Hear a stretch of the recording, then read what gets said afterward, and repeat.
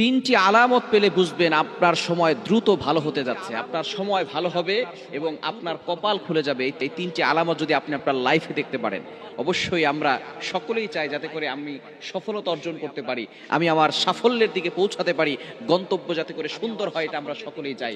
তবে অবশ্যই এই তিনটি আলামত যদি আপনার ভিতরে পাওয়া যায় তাহলে মনে করবেন যে আপনি সাফল্যের দিকে এগোচ্ছেন।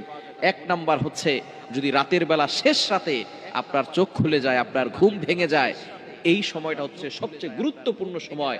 এই সময় যদি আপনার চোখ খুলে যায়, বুঝবেন আল্লাহ তাআলা আপনার চোখটাকে খুলে দিয়েছে যাতে করে আপনি আল্লাহর কাছে কিছু চাইতে পারেন। কারণ রাতের শেষ অংশে যারা নামাজ পড়ে, তাহাজ্জুদের সালাত পড়ে, তারাই সবচেয়ে বড় সফলতা অর্জন করতে পারে।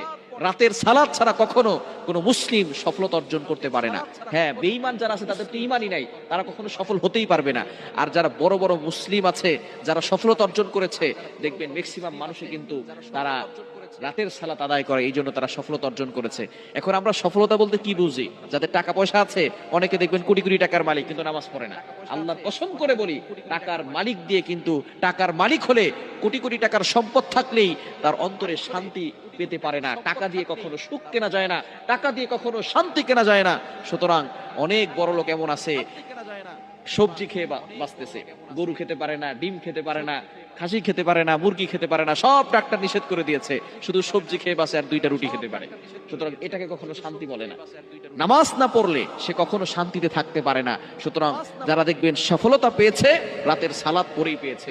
সুতরাং আপনি যদি দেখেন রাতের শেষ অংশে আপনার চোখ খুলে যাচ্ছে, আপনার ঘুম ভেঙে যাচ্ছে, মনে করবেন যে আল্লাহ আপনাকে সাফল্যের দিকে পৌঁছাবেন। সুতরাং অনেক মানুষ এমন রয়েছে যারা ফজরের নামাজই পড়ে না, রাতের নামাজ তো দূরের কথা, ফজরের নামাজ পড়ে না, এমন মানুষ সমাজে আছে না নাই? ফজরের নামাজ অবশ্যই পড়বেন, কারণ এই ফজরের সময়টা নবীজি সাল্লাল্লাহু আলাইহি সাল্লাম বরকতের জন্য দোয়া করে দিয়েছিলেন। ফজরের সময়টা হচ্ছে বরকতময় সময়। নবীজি সাল্লাল্লাহু আলাইহি সাল্লাম ফজরের সময় বরকতের দোয়া করেছেন, আল্লাহুম্মা বারিক লি উম্মতি ফি বুকুরিহা, আয় আল্লাহ আমার উম্মতের সকালটা তুমি বরকতময় করে দাও। সুতরাং এখানে এই সময় ঘুমিয়ে থাকলে হবে না, আপনি বরকতের জন্য আল্লাহর কাছে দোয়া করবেন। সুতরাং এক নাম্বার হচ্ছে রাতের শেষ অংশ যদি আপনার চোখ খুলে যায়। দ্বিতীয় নাম্বার হচ্ছে, যাকে আল্লাহ তাআলা ভালোবাসেন, পছন্দ করেন এবং সাফল্যের দিকে নিয়ে যেতে চান, তাকে আল্লাহ তাআলা বিপদ দেন। বিপদ আসলে আপনি হতাশ হয়ে যাবেন না, বিপদ আসলেই টেনশন করবেন না। অনেক মানুষ এমন আছে, বিপদে পড়ার সাথে সাথে অভিযোগ করে বসে।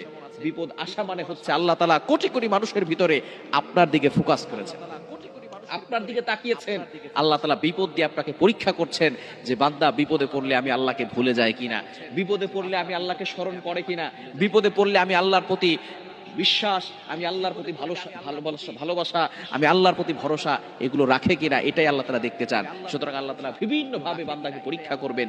পরীক্ষা আসলে, বিপদ আসলে হতাশ হবেন না।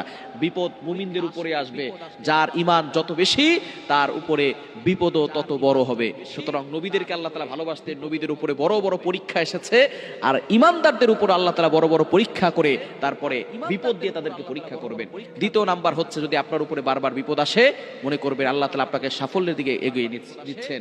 এবং 3 নাম্বার হচ্ছে, মানুষ যদি আপনাকে ভালোবাসে, আপনার আত্মীয় স্বজন, আপনার পরিবারের লোকেরা যদি আপনাকে ভালোবাসে, তাহলে বুঝবেন যে আল্লাহ তাআলা আপনাকে সাফল্যের দিকে নিতে যাচ্ছেন। কেননা যখন আল্লাহ তাআলা কাউকে ভালোবাসেন, তখন আস্তে আস্তে আসমানের ফেরেশতা, জমিনের সকল মানুষের কাছে ঘোষণা করে দেওয়া হয়, আমি ওই বান্দাকে ভালোবাসি, তোমরাও তাকে ভালোবাসা শুরু করে দাও। সুতরাং এই 3টি আলামত যদি আপনার ভিতরে দেখেন, তাহলে মনে করবেন আল্লাহ আপনাকে সাফল্যের দিকে এগিয়ে নিচ্ছেন।